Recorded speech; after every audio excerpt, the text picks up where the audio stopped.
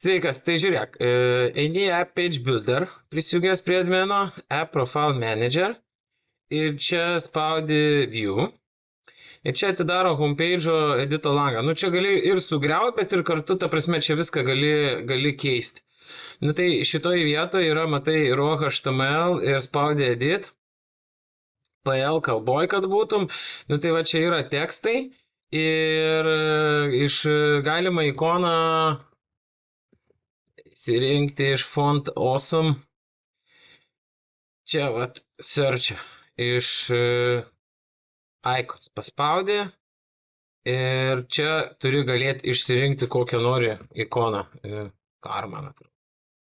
Nu va, ir čia, kad būtų ne pro, o čia turi būti kur tas va, free.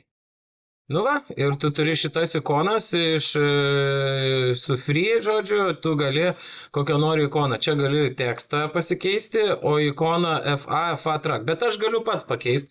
Tu gali man parašyti, ką nori pakeisti, įsirink ikoną, paspaudus ant ikonos, žinai, yra va šitas FA car on.